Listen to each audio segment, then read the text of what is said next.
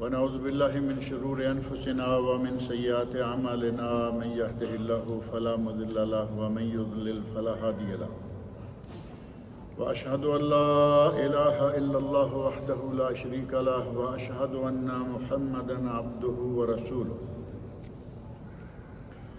أما بعد فإن خير الحديث كتاب الله وخير الهدي هدي محمد صلى الله عليه وسلم وشر الأمور محدثاتها وكل محدثة بدعة وكل بدعة ضلالة وكل ضلالة في النار رب اشرح لي صدري ويسر لي أمري واحلل عقدة من لساني يفقهوا قولي رب أعوذ بك من همزات الشياطين وأعوذ بك رب أن يحضرون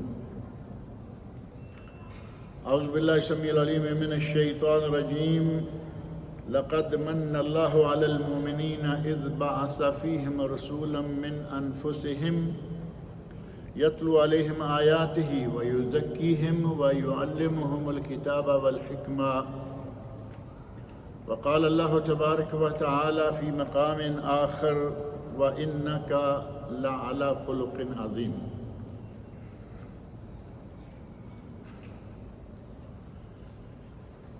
دین اسلام کی بے شمار تعلیمات ہیں اور اس کی پھر اقسام الگ الگ اقسام بیان کی گئی ہیں، جن میں سے پہلی قسم ہے ایمانیات. اللہ کی ذات پر ایمان کے 6 ارکان معروف ہیں. سب سے پہلے ایمانیات، جس کے بغیر انسان مسلمان ہی نہیں ہو سکتا. اور دوسرے نمبر پر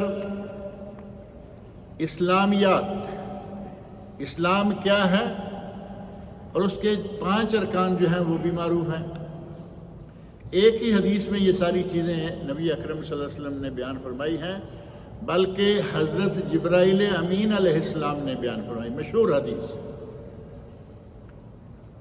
اور پھر اگر یہ کہا جائے کہ ایمانیات، اسلامیات، اخلاقیات، سیاسیات، اجتماعیات، زندگی کا کوئی شعبہ ایسا نہیں ہے جس میں اسلامی تعلیمات موجود نہ. الیوم اکملت لکم دینکم واتممت علیکم نعمتی ورضیت لکم الاسلام دینا. اللہ رب العزت نے دین کو ہر اعتبار سے مکمل کر دیا. زندگی میں کوئی بھی حاجت، زندگی میں کوئی بھی کام اور زندگی کا کوئی بھی شعبہ کیوں نہ ہو، آپ کو اس میں تعلیمات ملیں گی. اور اسلام کا شعبہ اخلاقیات بہت ہی بڑا شعبہ ہے، اور اس شعبے پر چلنے کے لیے، اس شعبے پر عمل کرنے کے لیے کسی پیسے کی کوئی ضرورت نہیں ہے. پورے کا پورا شعبہ بالکل فری ہے. صرف آپ کو تھوڑی سی نیت اور تھوڑا سا اہتمام کرنا ہے، آپ کا یہ شعبہ مکمل ہوتا چلا جائے گا. قرآن کریم میں اللہ رب العزت نے سب سے پہلے ہمارے نبی حضرت محمد رسول اللہ صلی اللہ علیہ وسلم کا اتنا اخلاق اور اتنی سیرت بیان فرمائی ہے کہ کوئی 1 2 4 آیات نہیں. سورہ قلم کی آیت 4 میں نے پڑھی ہے. اللہ رب العزت نے بڑے ہی واضح الفاظ میں ارشاد فرما دیا، وَإِنَّكَ لَعَلَىٰ خُلُقٍ عَظِيمٍ. اے میرے نبی، تم تو بہت بڑے اخلاق کے مالک ہو. اللہ رب العزت تعریف فرما رہا ہے کہ اے میرے نبی، آپ تو بہت ہی بڑے اخلاق کے مالک ہیں. اب اس سے بڑھ کر کسی کا اخلاق کیا ہو سکتا ہے کہ جسے اللہ کہے کہ تم بڑے اخلاق کے مالک ہو. اور یقیناً نبی اکرم صلی اللہ علیہ وسلم کے اخلاق کو، آپ کے اخلاق کے پایا کو دنیا میں سے کوئی نہ کبھی پہنچ سکا نہ پہنچ پائے گا. پورے بنی بشر، پورے بنی آدم میں سے سب سے اعلیٰ اخلاق کے مالک ہمارے نبی صلی اللہ علیہ وسلم. اللہ رب العزت نے ہمیں ان کا امتی بنایا ہے تو ہمیں ان کا اخلاق اختیار کرنا چاہیے یا نہیں؟ اور پھر نبی اکرم صلی اللہ علیہ وسلم کے اخلاق، آپ کے کیا کیا کام تھے، کیا کیا ذمہ داریاں تھیں، کیا کیا ڈیوٹیاں تھیں، ان کے بارے میں قرآن کریم کے مختلف مقامات پر اللہ رب العزت نے ارشاد فرمایا۔ سورہ آل عمران کی آیت نمبر 164، لَقَدْ مَنَّ اللَّهُ عَلَى الْمُؤْمِنِينَ إِذْ بَعَثَ فِيهِمْ رَسُولًا مِّنْ أَنفُسِهِمْ، اللہ رب العزت نے مومنوں پر اس وقت احسان فرمایا جب انہی میں سے ایک نبی بھیجا، انہی میں سے۔ مسئلے تو آسان ہیں بڑے، لیکن ہم سمجھنا نہ چاہیں تو کیا کیا جا سکتا ہے؟ ہمارے یہاں آج تک انہی میں سے کا مفہوم نہیں سمجھ سکے۔ نبی اکرم صلی اللہ علیہ وسلم کو مکہ والوں کی طرف بھیجا، مکہ والے کیا نور تھے؟ نہیں سمجھ آتی ہمیں۔ من انفسہم، انہی میں سے نبی بھیجا، اور نبی کی ڈیوٹیاں یتلو علیہم آیاتہ، میرے نبی ان کے سامنے میری آیات بیان کرتے ہیں۔ یتلو علیہم من آیاتہ ویزکیہم، اور ان کا تزکیہ کرتے ہیں۔ پہلے خود پاک باز ہیں، انہیں پاک باز بناتے ہیں۔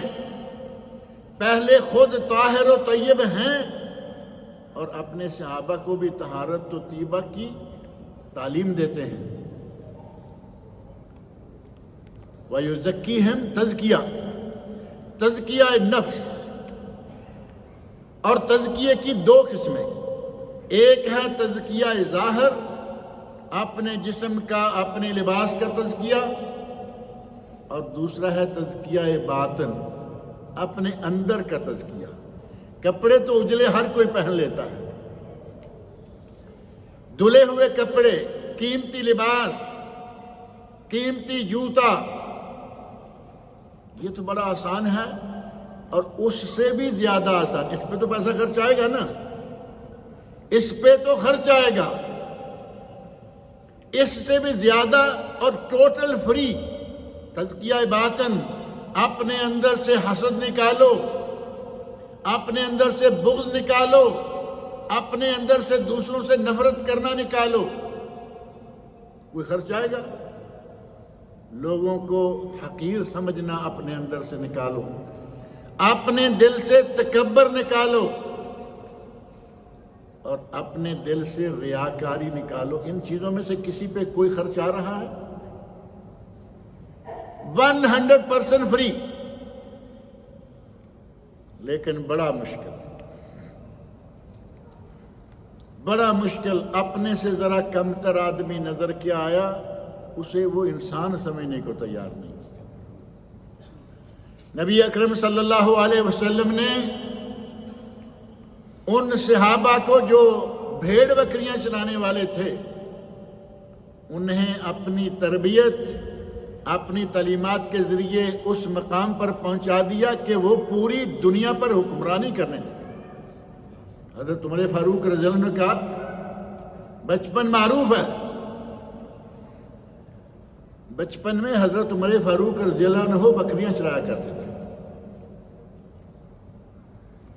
اور بچپن جیسے عام لوگوں کا بچپن ہوتا ہے، عام سا بچپن تھا، کوئی یہ نہیں تھا کہ یہ سردار تھے، یہ حاکم تھے، یہ بہادر تھے، دلیر تھے، جرأت تھی، طاقت تھی، لیکن عام انسان تھے۔ اور آپ کو معلوم ہے کہ جس وقت حضرت عمر فاروق رضی اللہ عنہ امیر المومنین ہوئے تو روزانہ ہزاروں مربع میل کافروں کے ملک اسلام میں داخل ہو رہے ہیں۔ دنیا میں ایک بہترین حاکم، ایک بہترین بادشاہ اللہ رب العزت نے ایک بکریاں چرانے والے کو بنایا۔ کیوں؟ کیونکہ انہوں نے اپنے اندر کو بھی صاف کر لیا، باہر کو بھی صاف کر لیا۔ اگر نبی اکرم صلی اللہ علیہ وسلم کی لائی ہوئی تعلیمات، آپ کے سکھائے ہوئے اخلاقیات پر چلیں تو آج بھی ہمارا معاشرہ بڑا پیارا، بڑا خوبصورت ہو سکتا ہے، لیکن اگر چلیں تو ظاہر کا تزکیہ کر لیں، کپڑوں کی طہارت، اور ساتھ ہی اپنے اندر کی طہارت بھی کریں، معاملہ بالکل صاف ہو جائے گا۔ وَيُزَكِّيهِمْ وَيُعَلِّمُهُمُ الْكِتَابَ وَالْحِكْمَةَ، اور میرا نبی انہیں کتاب و حکمت کی تعلیم دیتا ہے۔ نبی اکرم صلی اللہ علیہ وسلم نے یہ سارے معاملات سر انجام دیے۔ آپ حضرت خدیجہ رضی اللہ عنہا کے مال کے ساتھ ایک مرتبہ غنی ہو گئے۔ اس مال پر کیا آپ نے قبضہ جمایا اور بیٹھ گئے کہ اب مزے ہو گئے، مال کھلا آ گیا، اب ہمیں کیا خدشہ ہے؟ سارا مال اللہ کی راہ میں تقسیم کر دیا اور کہا کہ ہمارے ساتھ اسی طرح رہنا ہوگا۔ اور آپ تو نبی تھے، بعد میں صحابہ، ان کے بعد تابعین، حضرت عمر بن عبدالعزیز کا واقعہ دیکھ لو۔ اپنی بیوی فاطمہ سے کہتے ہیں، فاطمہ اگر میرے ساتھ رہنا ہے تو یہ جتنے تمہارے ساتھ زیورات ہیں بیت المال میں جمع کرا۔ کہتی ہیں یہ تو میرے باپ نے دیے ہیں، وہ کہتے ہیں میں نے یہ نہیں کہا کہ تم نے کسی چوری کیے ہے، تیرے باپ نے دیے، یہ وہاں جمع کرا دو، یا میرا ساتھ قبول کر لو، یا یہ دولت اور مال قبول کر لو۔ اور نبی اکرم صلی اللہ علیہ وسلم نے بھی یہی بات، آیت تخیر قرآن کریم میں موجود ہے، صاف طور پر نبی صلی اللہ علیہ وسلم فرمایا اپنی بیویوں سے مخاطب ہو کر کہ نبی چاہیے یا دولت چاہیے، دو میں سے ایک چیز پسند کر، دنیا چاہیے یا تمہیں میں چاہیے؟ حضرت عائشہ رضی اللہ عنہا نے فرمایا کہ جاؤ مشورہ کر لو اپنے ماں باپ سے۔ تو حضرت عائشہ رضی اللہ عنہا فرماتی ہیں کہ یا رسول اللہ اس معاملے میں کسی سے مشورہ کروں گی؟ مجھے اللہ اور اس کے رسول چاہیے۔ دنیا نے مقام پایا، ان لوگوں نے عظمتیں پائیں تو اس کے پیچھے یہ باتیں تھیں، دولت کی، دنیا کی، کسی چیز کی کوئی پرواہ نہیں، اللہ چاہیے اور اللہ کا رسول چاہیے۔ حضرت ابوبکر صدیق رضی اللہ عنہ صدقہ اکٹھا کرنے کا وقت آیا، عمر فاروق رضی اللہ عنہ فرماتے ہیں کہ میں نے کہا کہ اگر کبھی میں ان کے دیکھیں جیتنے کے انداز، ہم کن چیزوں میں جیتنے کے چکر میں رہتے ہیں اور وہ کہاں ہیں؟ کہتے ہیں کہ اگر کبھی میں ابو بکر سے جیت سکتا ہوں تو آج جیت سکتا ہوں، کیونکہ آج میرے پاس مال ہے، آج میرے پاس مال ہے، آج میں زیادہ صدقہ کر کے ابو بکر سے جیت جاؤں گا۔ وہ کسی کے ساتھ مقابلہ نہیں، لیکن اپنے اندر ہی اندر اللہ کے قریب ہونے کا ایک ذریعہ ملا، کہا میں آج جیتوں گا۔ پوچھا گیا فلاں کیا لائے ہو، فلاں تم کیا لائے ہو، سارے اپنے اپنا بتا رہے ہیں، اور پوچھا کہ عمر تم کیا لائے ہو؟ کہا یا رسول اللہ سارا مال جتنا میرے گھر میں تھا 2 حصے کر کے آدھا میں لے آیا۔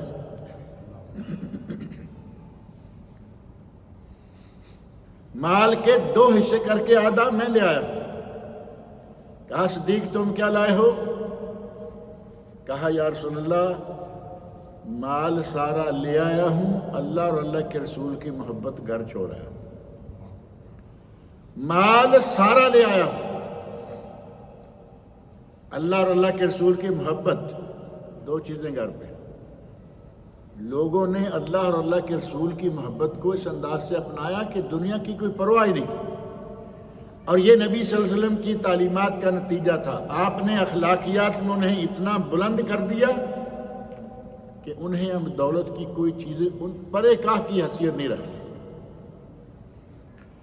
اور اللہ رب العزت نے نبی اکرم صلی اللہ علیہ وسلم کے بارے میں ہی فرمایا فَبِمَا رَحْمَةٍ مِّنَ اللَّهِ لِنْتَ لَهُمْ، اے میرے نبی آپ پر اللہ کی رحمت تھی کہ آپ لوگوں کے لیے نرم ہو گئے۔ اللہ نے آپ پر یہ رحمت فرمائی کہ آپ لوگوں کے لیے نرم ہو گئے۔ آدمی حاکم بھی ہو، قاضی بھی ہو، ساری طاقتیں ہاتھ میں ہوں، اور فقراء مساکین کے ساتھ چل رہے ہیں، فقراء مساکین کے درمیان بیٹھے ہوئے ہیں، کوئی فرق نہیں کہ یہ حاکم ہے یا یہ رعایا میں سے ہے، ایک جیسے۔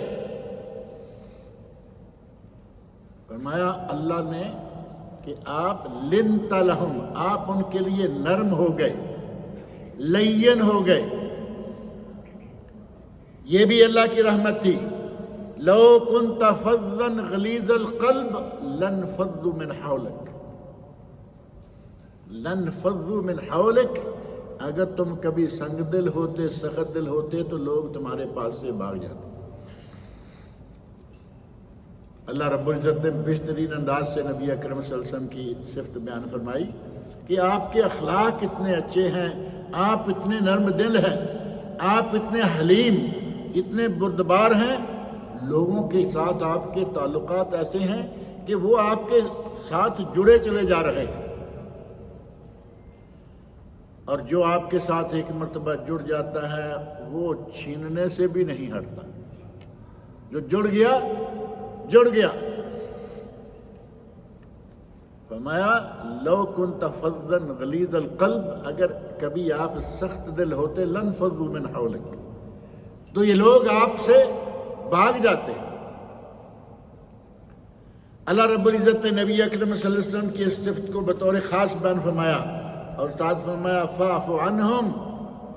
اگر کبھی ان میں سے کسی سے کوئی کمی بیشی ہو جائے، نبی اکرم صلی اللہ علیہ وسلم تو معاف کیا ہی کرتے تھے، اللہ نے باقاعدہ حکم بھی فرمایا فاعف عنہم، انہیں معاف کر دیجئے، واستغفر لہم، اور ان سے اللہ سے ان کے لیے مغفرت طلب کیا کیجیے.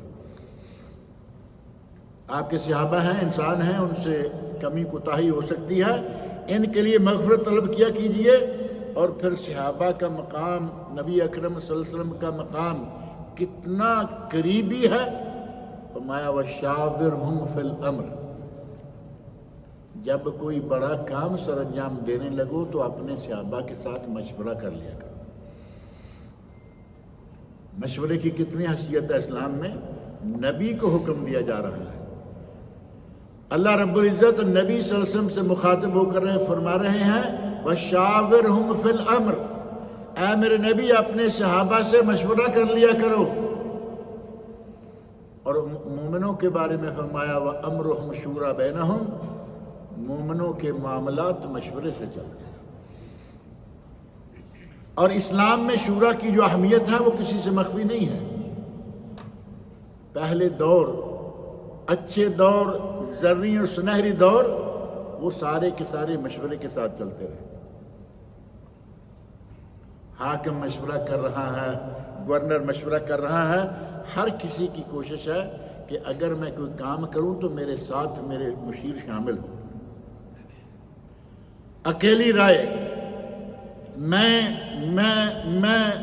یہ میں ان لوگوں میں نہیں تھی. انانیت نہیں، انا ولا غیری، میں میرے سوا کوئی نہیں. کچھ لوگ فوری طور پر فرعون بن جاتے ہیں. ادھر حکومت ہاتھ میں آئی، فرعون. اللہ نے اپنے نبی کے بارے میں فرمایا کہ اے میرے نبی اپنے صحابہ سے مشورہ کر لیا کرو. تم اپنی جارحیت، اپنی ذاتی رائے ساری دنیا پہ مت ٹھونسو، مشورہ کر کے چلو.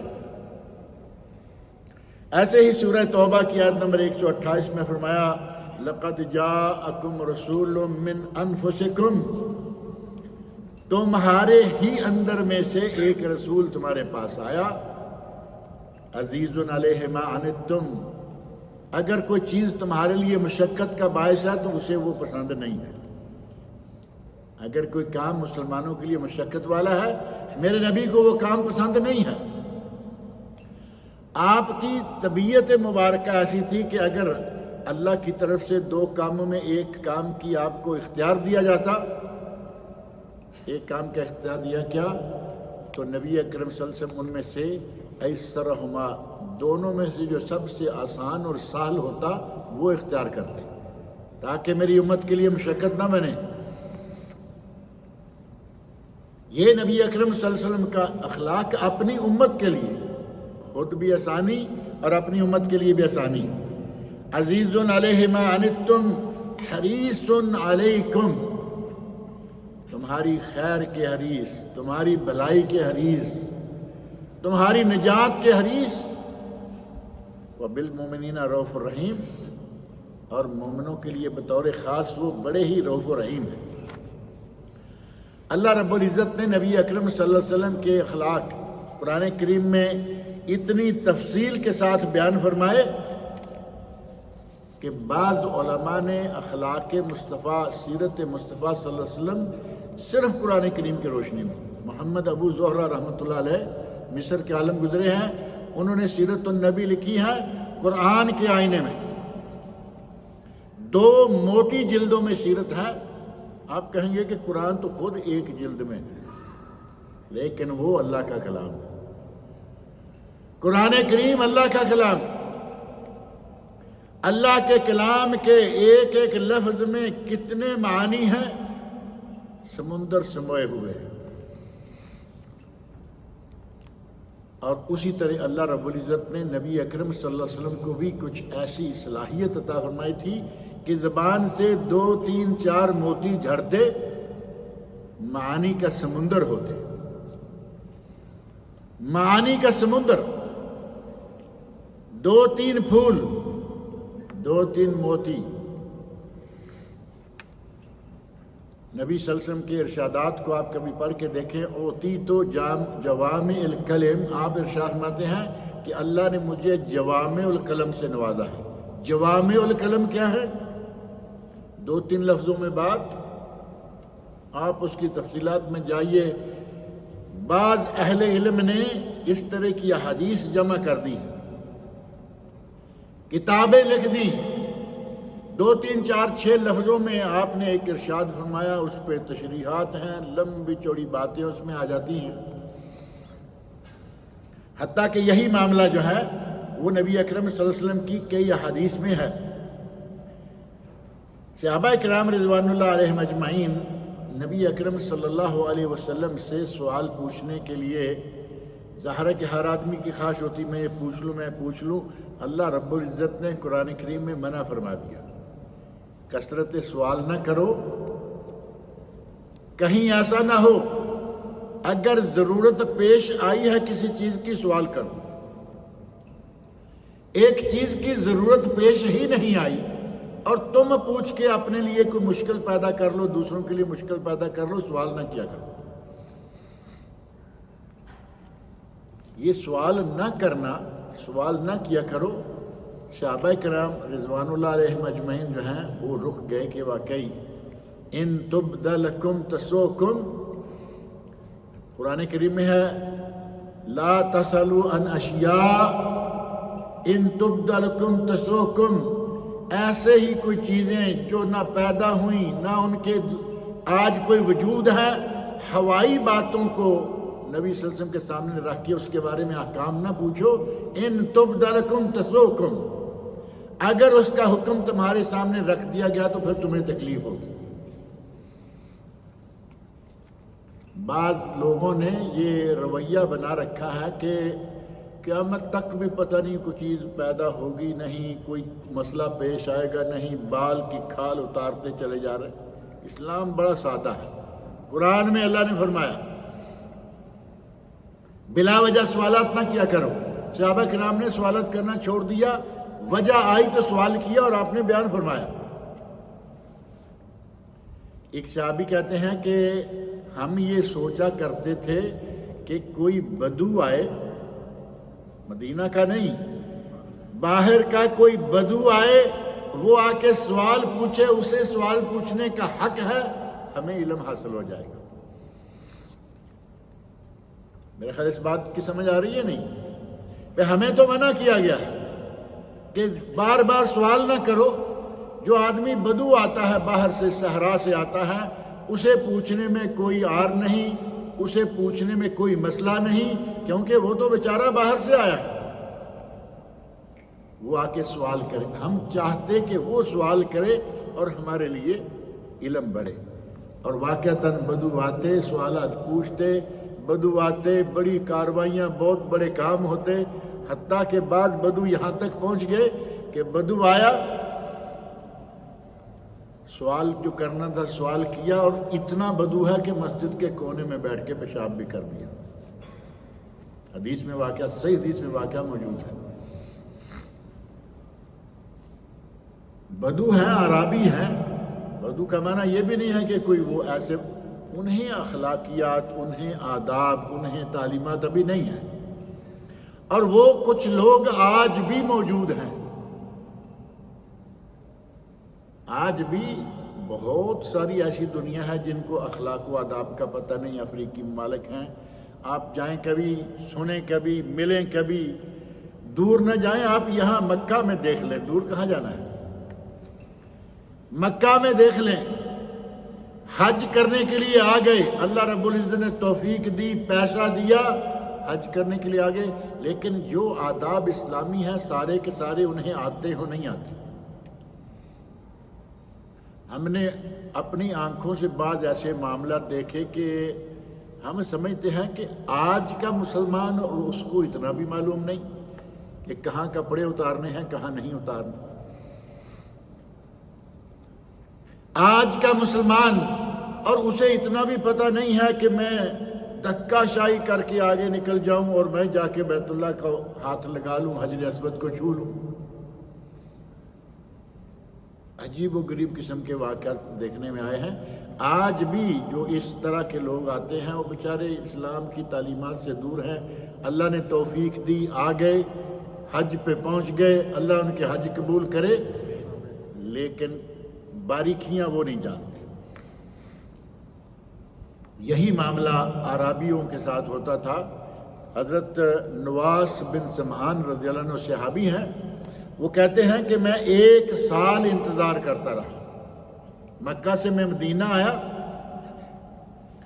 اور نبی صلی اللہ علیہ وسلم کے ساتھ بطور مہمان 1 سال میں انتظار کر رہا. میں ایک سوال پوچھنا چاہتا تھا، لیکن میں سوال نہیں پوچھ رہا کہ کوئی پوچھے، کبھی کوئی پوچھ لے، میرے سامنے بات آ جائے.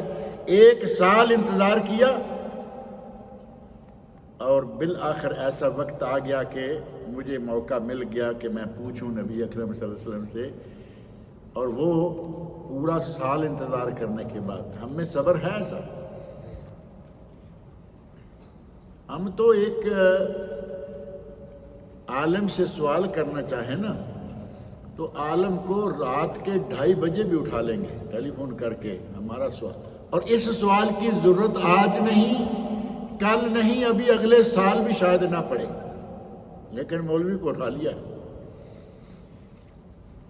یہ پورا سال انتظار رہے ہیں کہ کوئی مناسب وقت ہو، میرا سوال سامنے آئے، سوال پوچھوں. سوال بالآخر پھر کیا کیا؟ نبی اکرم صلی اللہ علیہ وسلم سے پوچھتے ہیں، کہتے ہیں کہ یا رسول اللہ بتائیے گناہ کیا ہے اور نیکی کیا ہے. یہ 2 چیزیں، اتنا لمبا چوڑا، نیکی کیا ہے، برائی کیا ہے، گناہ کیا ہے. نبی اکرم صلی اللہ علیہ وسلم نے نیکی اور گناہ کا معیار بتا دیا. اگر ہم آج بھی اس حدیث کو سامنے رکھیں تو ہمیں بہت سارے مسائل اپنے گھر میں خود ہی حل کرنے کے لیے آسانی ہو جائے. انہوں نے پوچھا، صحیح مسلم اور مسند امام احمد میں حدیث ہے، کہتے ہیں کہ میں نے نبی اکرم صلی اللہ علیہ وسلم سے پوچھا کہ یا رسول اللہ نیکی کیا ہے؟ البر. تو نبی اکرم صلی اللہ علیہ وسلم فرمایا حسن الخلق. نیکی کیا ہے؟ حسن اخلاق.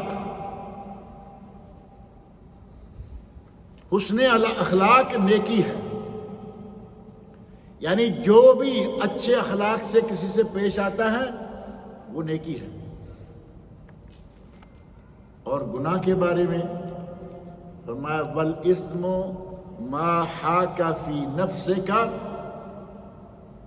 وتخاف ان یطلع علیہ الناس.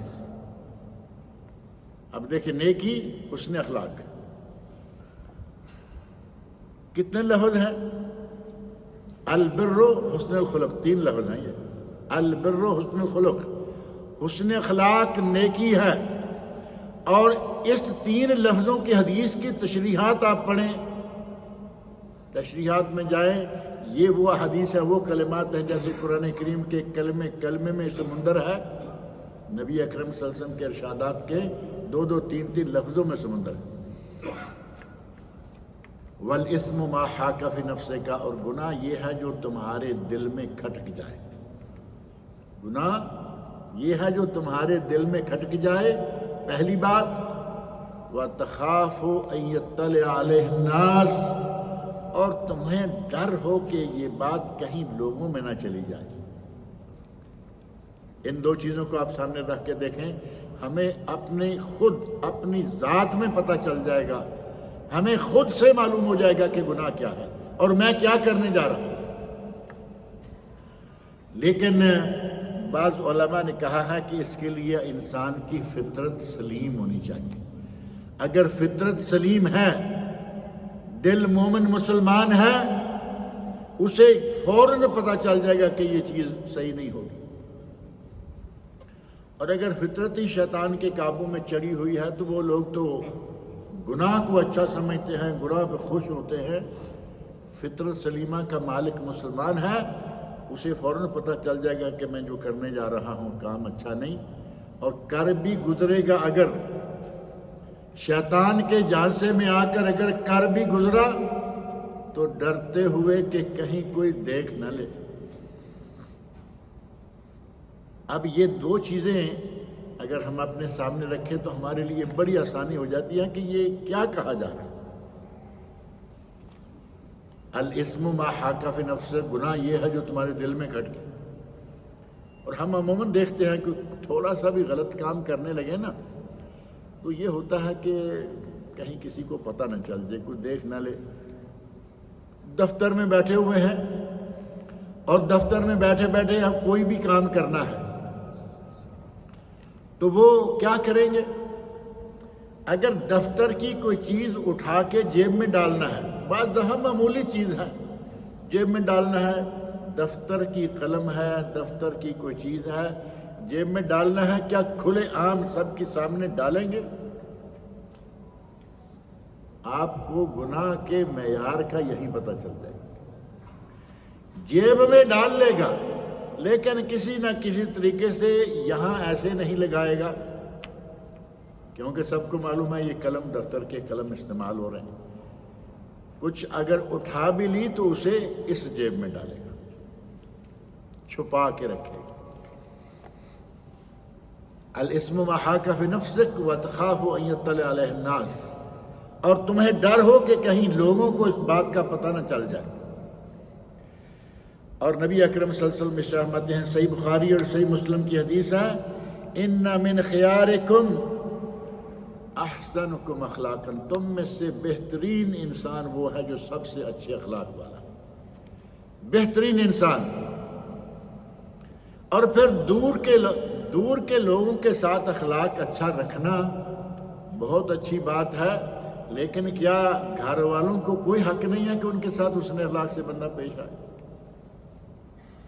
دفتر میں اوکے یس یس ہر آدمی کے سامنے یس سر یس سر، اور گھر آئے تو ایسے ہوتا ہے کہ کوئی بھوکا شیر گھر میں داخل ہو گیا، بیوی پہ دھاڑتا ہے، بیٹی پہ دھاڑتا ہے، بیٹے پہ دھاڑتا ہے، تمہارا اخلاق کہاں گیا؟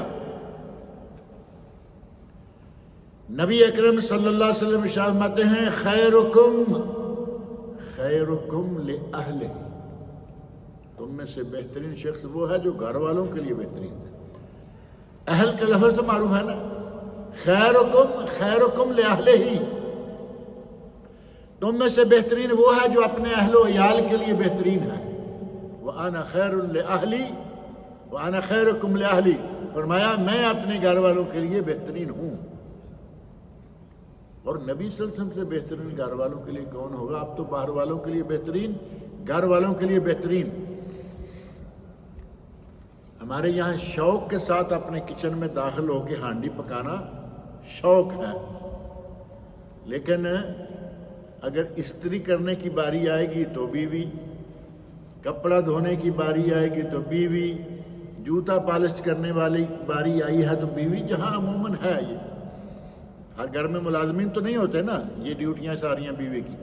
نبی اکرم صلی اللہ علیہ وسلم اپنا جوتا خود گھانٹتے، اپنے کپڑے کو ٹانگ کا خود لگا لیتے، گھر والوں کے کاموں میں گھر والوں کی مدد کرتے۔ کہاں ہے وہ اخلاق آج ہمارے اندر؟ خیرکم لأہلہ وَأَنَا خَيْرٌ لِأَهْلِي، بہترین وہ ہے جو گھر والوں کے لیے بہترین ہو، اور میں اپنے گھر والوں کے لیے بہت بہترین ہوں۔ اور ارشاد فرمایا اِنَّ أَحَبَّكُمْ إِلَى اللَّهِ وَأَقْرَبَكُمْ مِنِّي، تم میں سے اللہ کو سب سے پیارا وہ ہے اور میرے قریب ترین وہ ہے احسنکم اخلاقاً، جو تم میں سے اخلاقی اعتبار سے اچھا ہو، یعنی اخلاق اچھا ہے تو وہ میرے بھی قریب ہے اور اللہ کو بھی محبوب ہے۔ میں اللہ کو تو محبوب ہونا چاہیے نا۔ نبی صلی اللہ علیہ وسلم کا قرب ہمیں اس وقت تو حاصل نہیں، لیکن کیا ہم نبی صلی اللہ علیہ وسلم کے قرب کی خواہش نہیں رکھتے کہ یا اللہ ہمیں قیامت کے بعد جو کچھ ہونے والا ہے، اللہ ہمیں جنت میں نبی صلی اللہ علیہ وسلم کا قرب عطا فرمائے۔ آپ ارشاد فرماتے ہیں کہ اگر میرا قرب چاہیے، میرا قرب اسے حاصل ہوگا اور تقرب الہی اسے حاصل ہوگا جو سب سے زیادہ اچھے اخلاق والا ہوگا۔ اور ایسے ہی ایمان کو کامل کرنے والی چیز بھی اخلاق ہے۔ ہم ایماندار تو ہے نا، ہمارا معروف ہے یہ جملہ، کیا مومن ہے، مسلمان ہے، لیکن ایمان کو مکمل اخلاق کرتا ہے۔ نبی اکرم صلی اللہ علیہ وسلم فرماتے ہیں اکمل المومنین ایمانا احسنہم خلقا، سب سے زیادہ مکمل ایمان والا وہ ہے جو سب سے زیادہ بااخلاق ہے۔ سب سے زیادہ مکمل ایمان والا، یعنی ایمان کامل اسے حاصل ہے جو اخلاقی اعتبار سے بہت بڑا ہے۔ اور میں نے شروع میں عرض کیا کہ کوئی پیسہ نہیں لگتا، کچھ بھی نہیں لگتا، صرف اگر اخلاق آپ سنوار لیں، اندر سے صاف ہو جائیں، باہر سے تو سبھی صاف ہیں، اندر سے صاف ہو جائیں، آپ کے اخلاق سنور جائیں گے۔ اور اخلاق سنوار لیے تو اللہ رب العزت بندے کو دن کے روزے کا، رات کے قیام کا ثواب عطا فرماتا ہے۔ نہ کوئی مشقت، نہ کوئی محنت، نہ رات جگہ، نہ دن جگہ، مفت میں رات کا قیام اور دن کا صیام، دن کا روزہ اور رات کا قیام۔ سنن ابو داود میں صحیح سند کے ساتھ نبی اکرم صلی اللہ علیہ وسلم کا ارشاد ہے ان المومن لیدرک بخلقہ درجۃ الصائم القائم، مومن اپنے حسن اخلاق سے رات کا قیام کرنے والے اور دن کا روزہ رکھنے والے کا درجہ پا لیتا ہے۔ ایک آدمی دن کو روزہ رکھتا ہے، سنت کے مطابق ایک دن روزہ، ایک دن چھٹی، ایک دن روزہ، جو صوم داؤدی ہے۔ بلا ناغہ روزہ رکھنا جائز نہیں ہے، ثابت نہیں ہے۔ صوم داؤدی ایک دن روزہ، ایک دن چھٹی۔ صوم سنت رسول صلی اللہ علیہ وسلم پیر جمعرات کا روزہ ہر ہفتے میں، 13، 14 اور 15 کا روزہ ہر مہینے میں، اور یوم عرفہ، یوم عاشورہ کا روزہ سالانہ۔ یہ مسنون روزے ہیں۔ اگر کوئی چاہے کہ میں روزانہ روزہ رکھوں تو یہ جائز نہیں ہے، لیکن اگر اخلاق اچھا کر لے تو اسے روزانہ روزہ اور روزانہ تہجد کا ثواب ملے گا۔ سنن ابو داود کی صحیح سند سے ثابت حدیث۔ اور اخلاق کے لیے اتنا لمبا محنت، اتنا لمبا خرچہ نہیں ہے۔ نبی اکرم صلی اللہ علیہ وسلم کی وہ حدیث معروف ہے کہ آدمی پر روزانہ صدقہ کرنا ضروری ہے، روزانہ صدقہ کرے۔ صحابی ظاہر ہے کہ وہاں تو اتنا مالی طور پر کوئی ایسی کہتے ہیں نا کہ مال کی فراوانی اس وقت نہیں تھی، کپڑے نہیں تھے۔ ایک مرتبہ ایک صحابی دوسرے سے کہتے ہیں کہ جو ایک کپڑے میں کہتے ہو کہ نماز ہو جاتی ہے، تو ایک کپڑے کی کیا مسئلہ ہوا؟ تو انہوں نے کہا کہ 2 کپڑے ہوتے کس کے پاس تھے؟ صحابہ کا یہ عالم ہے کہ 2 کپڑے نہیں، ایک چادر ہے، اس کو نیچے سے لپیٹا، ادھر سے لائے اور ادھر سے لا کے یہاں باندھ دیا، کندھوں کے اوپر سے بھی کچھ گزر جائے اور شرمگاہ بھی ڈھک جائے۔ کہا 2 کپڑے ہوتے کس کے پاس؟ کسی کے پاس 2، ورنہ ایک ہی چادر ہے۔ آپ آج کا ماحول دیکھو اور ان لوگوں کی جو عظمتوں کے پہاڑ تھے ان کی مالی حالت دیکھو۔ مالی حالت تو اتنی نہیں ہے، فوری کہا یا رسول اللہ روز صدقہ کون کرے گا؟ فرمایا اگر مال کے ساتھ تھوڑا بہت کما کے اپنے آپ کو بھی فائدہ اٹھائے، کسی اور کو بھی فائدہ دے تو یہ بہت بڑا صدقہ ہو جائے گا۔ کہا یا رسول اللہ جو ایسا نہ کر سکے، کسی مجبور کی کوئی نہ کوئی مجبوری دور کر دے، کسی کا وزن اٹھا کے اس کے سر پہ رکھ دے، وزن اٹھا کے اپنے سر پہ رکھے تو بہت ہی بڑا ثواب ہو گیا نا۔ صرف اسی کے سر پر اس کا وزن، ایسے وہ اٹھا کے رکھے گا، اسے نہیں رکھا جاتا، اٹھوا کے اس کے سر پہ رکھ دیں گے، اب لے کے وہ چل دے گا، یہ بھی صدقہ ہے۔ نبی اکرم صلی اللہ علیہ وسلم نے مختلف انداز سے لوگوں کو بتایا کہ یہ بھی صدقہ، یہ بھی صدقہ، اور فرمایا کہ اگر تم امر بالمعروف اور نہی عن المنکر کرو تو یہ بھی صدقہ ہے، یعنی کسی کو اچھی بات بتا دی، کسی کو کہا کہ یہ جو کر رہے ہو میرے بھائی یہ جائز نہیں ہے، یعنی غلط بات سے روک دیا، یہ بھی صدقہ ہے۔ اور بالآخر صحابی کہتے ہیں یا رسول اللہ اگر کوئی یہ بھی نہ کر سکے، سارے کے درجات ہیں نا، ایک آدمی امر بالمعروف نہی عن المنکر یہ بھی نہیں کر سکتا، وہ بیچارہ کسی نے کرے، یہ بہت ہی کمزور ہے، تو فرمایا کہ لوگوں کو اپنے شر سے محفوظ رکھو، یہ بھی صدقہ ہے۔ اندازہ کریں، لوگوں کو اپنے شر سے محفوظ رکھو، یہ بھی تمہارا صدقہ ہے۔ لیکن اگر ہم دل کھول کے لوگوں کے پیچھے پڑ جائیں کہ شر سے ان کو دور کیسے رکھیں، آج میرے پاس طاقت ہے، قوت ہے، جو مجھ سے کمزور ہیں ان پہ تو اپنی زور آزمائی کر لوں، تو پھر اس کے ایمان کا اور اس کے اسلام کا حال بھی کیا ہو سکتا ہے۔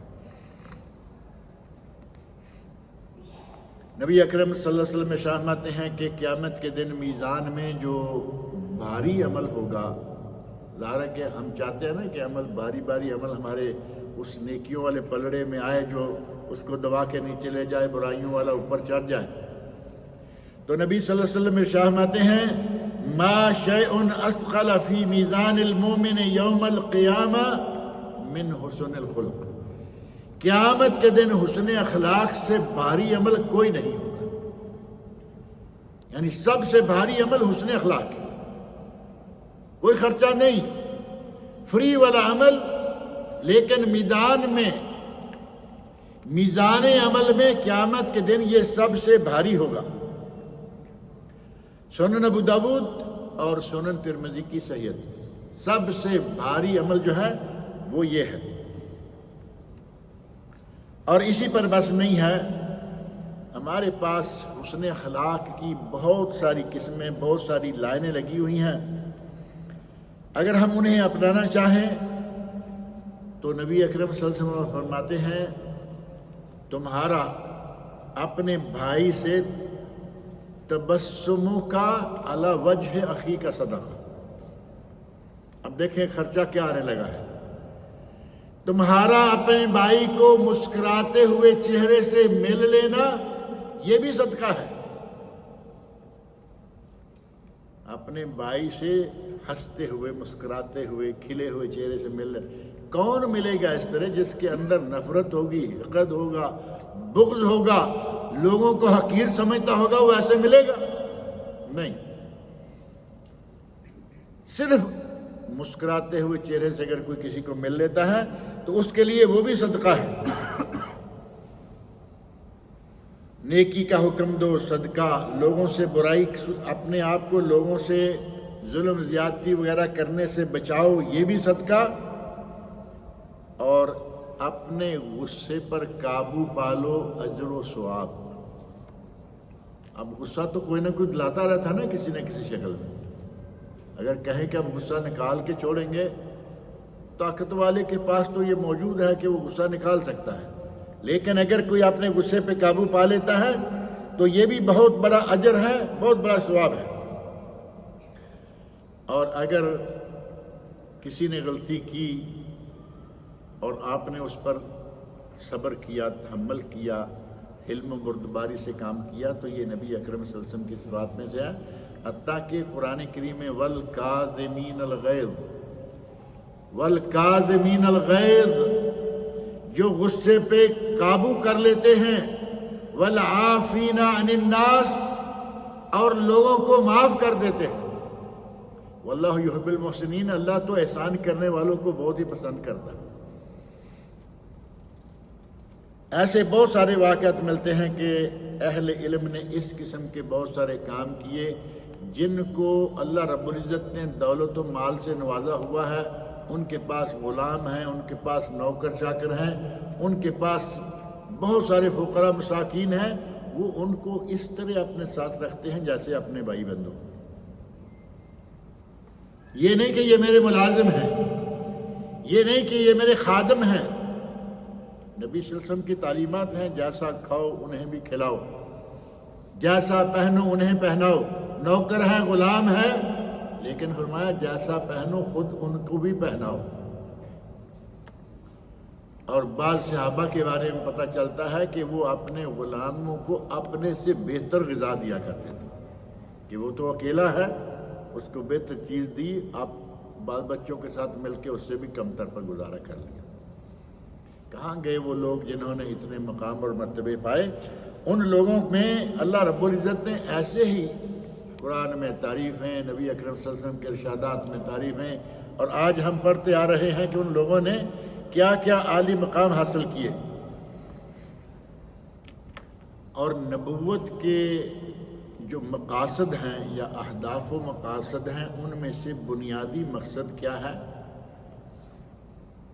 نبی اکرم صلی اللہ علیہ وسلم فرماتے ہیں بعثت لأتمم مکارم الاخلاق، اور ایک روایت میں انما بعثت لأتمم صالح الاخلاق، مسند امام احمد اور مستدرک امام حاکم میں جسے صحیح قرار دیا گیا ہے کہ مجھے تو اللہ نے بھیجا ہی اخلاق کو مکمل کرنے کے لیے۔ اخلاق پہلی امتوں میں بھی تھے، پہلی امتوں میں بھی اخلاق تھے، لیکن مکمل ترین اگر کوئی اخلاقی تعلیمات ہیں تو وہ دین اسلام میں ہے۔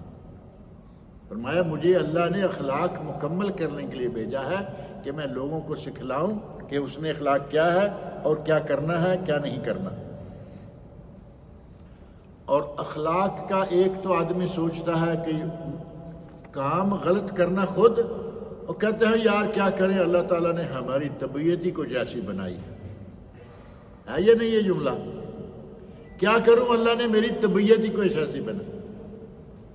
یہ ہے طبی چیز، مان لیتے ہیں کہ اخلاق میں ایک طبی چیز ہے، لیکن اخلاق کسبی بھی ہے، طبعی بھی ہے، کسبی بھی ہے۔ کسبی کون سا ہے؟ جو ہم نے کمانا ہے، اور وہ کمائیں گے کیسے؟ اگر ہم اخلاق اختیار نہیں کرنا چاہیں گے، اخلاقی اقدار کیا ہے پوچھنا نہیں چاہیں گے، اخلاق کیا ہوتا ہے اور اس کی کیا اقسام ہے پڑھنا نہیں چاہیں گے، تو وہ کہاں سے آئے گا؟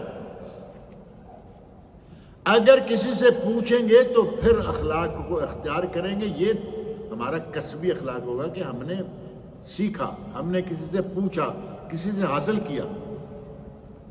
اور صحابہ کرام میں ایسے واقعات موجود ہیں کہ وہ باقاعدہ پوچھ کر نبی اکرم صلی اللہ علیہ وسلم سے اخلاقی تعلیمات حاصل کیا کرتے تھے۔ حضرت معاذ بن جبل رضی اللہ عنہ بڑے مشہور صحابی ہیں جنہیں نبی اکرم صلی اللہ علیہ وسلم نے یمن کا گورنر بنایا تھا۔ گورنر بنا کر بھیجنے لگے، وہاں انہوں نے قاضی کا کام کرنا تھا، گورنر کا کام کرنا تھا۔ تو حضرت معاذ رضی اللہ عنہ جانے سے پہلے کہتے ہیں یا رسول اللہ مجھے وصیت فرمائیے۔ اب اخلاق سیکھنا ہو تو کسی سے کہیں کہ مجھے کوئی بات بتائیے، کوئی نیکی بتائیے، یہ بات میں پوچھنے کے لیے تیار نہیں کہ کوئی نیکی کا کام بتائیے، کہیں کوئی ایسا کام نہ بتا دے کہ 4 پیسے خرچ ہو جائیں، پوچھنے کی کیا ضرورت ہے، خاموشی میں خیر۔ حضرت معاذ رضی اللہ عنہ فرماتے ہیں یا رسول اللہ اوصنی، مجھے وصیت فرمائیے کہ میں کیا کروں، مجھے آپ بھیج رہے ہیں، میں وہاں کیا کروں؟ فرمایا اعبد اللہ ولا تشرک بہ شیئا، سب سے بنیادی بات یہ ہے کہ اللہ کی عبادت کرنا، اس کے ساتھ کسی کو شریک مت ٹھہرانا۔ یا رسول اللہ زدنی، کہتے ہیں یا رسول اللہ اور توحید پہ تو وہ تھے ہی پکے، شرک کے تو وہ قریب بھی نہیں رکھتے تھے۔ فرمایا یا رسول اللہ کچھ اور؟ آپ نے فرمایا اذا اسأت فاحسن، اگر کبھی تم سے غلطی ہو جائے تو فوری طور پر کوئی نیک کام کرو۔ غلطی ہو جائے، گناہ ہو جائے، اس کے پیچھے نیک کام کرو، وہ نیک کام تمہارے گناہ کو مٹا دے گا۔ اتبع الحسنۃ السیئۃ تمحوھا، اگر برائی ہو جائے تو فوری طور پر اس کے پیچھے نیکی کرو، وہ برائی کو مٹا دے گی۔ حضرت معاذ اخلاق سیکھ رہے ہیں، کسبی اخلاق، اور فرمایا یا رسول اللہ زدنی، اے اللہ کے رسول مجھے کچھ اور بتائیے۔ فرمایا استقم استقم ولتحسن خلقک، مستقیم رہو، سیدھے رہو اور اپنے اخلاق کو اچھا رکھو۔ نبی وہ اور کیجئے اور کیجئے اور کیجئے، وہ پوچھ پوچھ کے اخلاق کی تعلیمات حاصل کر رہے ہیں، اور نبی اکرم صلی اللہ علیہ وسلم بتاتے جا رہے ہیں۔ ایک روایت میں اتق اللہ حیث ما کنت، معاذ جہاں بھی ہو، جہاں بھی رہو، جہاں بھی جاؤ، اللہ کا ڈر اپنے دل میں رکھیں۔ اتق اللہ حیث ما کنت، جہاں کہیں بھی ہوگے اللہ کا ڈر اپنے دل میں رکھنا۔ وَأَتْبِعِ السَّيِّئَةَ الْحَسَنَةَ تَمْحُوھا، برائی کے بعد نیکی کرو، وہ برائی کو مٹا دے گی۔ اور فرمایا وَخَالِقِ النَّاسَ بِخُلُقٍ حَسَنٍ، لوگوں کے ساتھ حسن سلوک سے پیش آؤ، لوگوں کے ساتھ حسن سلوک سے پیش آؤ۔ آج تھوڑے سے معاملات جو ہیں، ایک نظر ہم اپنے اوپر بھی ڈال کے دیکھ لیں کہ آپ مینیجر ہیں، اپنے گریبان میں ذرا جھانک کر دیکھیں کہ اپنے زیر دست کام کرنے والوں کے ساتھ آپ واقعی حسن سلوک سے پیش آتے ہیں۔ کچھ لوگ وہ ہیں کہ لوگوں کو ان کے ساتھ کام ہے، لوگوں کو ان کے ساتھ کام ہے، پتہ ہے کہ میں آؤں گا تو کوئی مجھ سے آ کے مطالبہ کرے گا، اپنے دفتروں میں لیٹ جائیں گے۔ لوگوں کو اس کے ساتھ کام ہے، ٹیلی فون نہیں اٹھائیں گے۔ لوگوں کو اس کے ساتھ کام ہے، ٹیلی فون بند۔ اور کچھ لوگ ایسے ہیں کہ لوگوں کو ان کے ساتھ کام ہے، ٹیلی فون چینج، نمبر چینج۔ یہ ہمارا اخلاق ہے۔ اور اس کو کام کس کو ہے؟ اس بیچارے نے ادھار دیا ہوا تھا، اس کے ساتھ احسان کیا ہوا ہے، واپس لینا چاہتا ہے، ٹیلی فون بند کر دیا، ٹیلی فون چینج کر دیا۔ یہ ہمارا حسن اخلاق ہے۔ دفتر میں بیٹھا ہوا ہے، لوگ آئیں گے حاجت مند، یہ لیٹ آ رہا ہے، چاہیے تھا کہ 7:30 بجے دفتر میں ہوتا، یہ 9:30 بجے ناشتہ منگوا رہا ہے۔ اب مشہور ہے نا، دفتر میں داخل ہوتے ہی ناشتہ طلب کرتے ہیں جو وہاں خادم کام کرتے ہیں کہ فطور لے کے آؤ۔ 9:30 بجے پہلے تم آئے ہو، اب تم ناشتہ کرو گے آدھا پونا گھنٹہ، اور اس کے بعد تم کام شروع کرو گے۔ اور پھر وہ ایسے موظفین، ایسے ہمارے لوگ موجود ہیں کہ باہر سے آنے والے کے سلام کا جواب تک نہیں دیں گے۔ وہ بیچارہ تمہارے پاس کام کے لیے ہے، تمہیں تنخواہ دی جا رہی ہے اس کام کی، اس کو سلام کا جواب دینے کو تیار نہیں، اور اس کا کام کرنے کو تیار نہیں۔ کس قسم کے اخلاق آج ہمارے اندر آ گئے۔ اور دو ملازم ہیں، ایک وہ ہے جو بڑے حسن اخلاق سے پیش آتا ہے، لیکن کسی وجہ سے وہ بیچارہ کام نہیں کر پایا، لیکن آنے پر ویلکم اچھا کرے گا، اچھا بولے گا، اچھے طریقے سے گفتگو کرے گا۔ اور ایک یہ ہے کہ اس نے کام تو کر دیا، کسی وجہ سے اس نے کام کر دیا، لیکن اتنا بد دماغ ہے کہ آئے کہ سلام کا جواب بھی نہیں دے رہا، اور جاتے ہوئے کاغذات جیسے پھینکتے ہیں، اٹھا کے پیپر اس کے سامنے ڈال دیے۔ انتہائی بد اخلاقی ہے۔ اور بعض دفعہ ایسے واقعات آ جاتے ہیں کہ بڑے آفیسر نے پیپر پھینکا۔ مجھے ایک آدمی نے خود بتایا، کہا کہ فلاں یعنی آفیسر، اس سمجھ لیں کہ آفس کا سب سے بڑا، اس نے کسی کام کے لیے مجھے ایسے فائل پھینکی میں نے فائل نہیں پکڑی. میں نے کہا جب تک آپ مجھے میرے ہاتھ میں فائل نہیں دیں گے میں نہیں پکڑوں گا, میں تمہارا غلام نہیں. لیکن ہر کسی میں تو اتنی جرت ہوتی نہیں نا. ایک عرصے تک ان کے حالات خراب رہے اور پھر آہستہ آہستہ صحیح ہوئے, لیکن کم از کم اسے تو ہوش آ گیا نا کہ میں نے کیا کیا تھا. ایک با اخلاق ہے, کام نہیں ہوا ٹھیک ہے, لیکن آپ اس کے ساتھ خوش ہوں گے. کام تو نہیں کیا لیکن آدمی بڑا اچھا ہے. اس سے کام ہو گیا لیکن وہ بد دماغ ہے. ایک واقعہ صرف ذکر کر کے بات کو ختم کرتے ہیں. یہ جو پیش آنے والے واقعات میں سے ہے. ایک صاحب نے ارادہ کیا کہ میں اپنی بیٹی کا نکاح کرنا چاہتا ہوں, اور فلاں آدمی جو ہے اس نے آ کے میری بیٹی کے لیے پیغام دیا. ظاہر کہ پیغام آ گیا, لڑکے کی طرف سے پیغام آ گیا, اس کے باپ کی طرف سے پیغام آ گیا کہ ہمیں رشتہ چاہیے. انہوں نے اپنے کسی ساتھی جان پہچان والے سے کہا کہ بھائی کیسے معلوم کروں میں کہ یہ کیسے لوگ ہیں.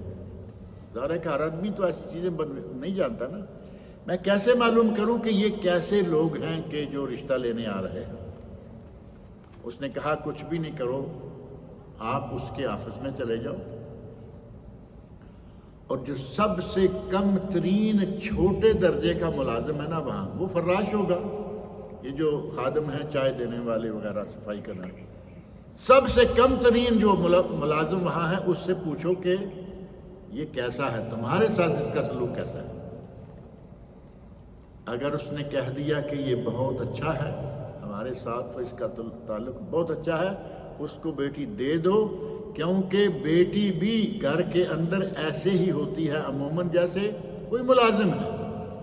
جو اپنے ملازم کے ساتھ حسن سلوک سے پیش آ رہا ہے, تمہاری بیٹی کے ساتھ بہت اچھے سلوک سے پیش آئے گا, کیونکہ وہ تو ملازم نہیں ہے نا. کسی کے اخلاق کو پہچاننے کے لیے اس کے زیر دست لوگوں سے پوچھ لو کہ تمہارے ساتھ کیسا ہے, پتہ چل جائے گا کہ وہ آدمی. لیکن کچھ ہیں کہ وہ پتہ ہے کہ یہ بیچارہ کمزور ہے, ضعیف ہے, نہ صبح سلام بیچارہ آ کے بڑے چاہے فرشی سلام ہی کیوں نہ کرے. فرشی سلام تو معلوم ہے یا نہیں؟ ہمارے حیدرآبادی بھائیوں کا ایک فرشی سلام ہے, وہ ایسے کر کے نا کافی احترام, حتیٰ کہ حد سے بڑھ جاتا ہے کبھی کبھی, جو شرعاً جائز بھی نہیں. جھکنا کسی کے سامنے شرعاً جائز نہیں, لیکن وہ جھکے ہوئے آدھے رکوع میں گئے ہوئے ہیں, ساتھ وہ مسلسل چل رہا ہے, اور یہ اس کی طرف نظر کرم بھی نہیں ڈال رہا. کہاں گیا ہمارا اخلاق؟ اللہ رب العزت ہمیں حسن اخلاق کی تعلیمات, اللہ تعالی ہمیں اپنے اخلاق کو, کردار کو سنوارنے کی توفیق عطا فرمائے.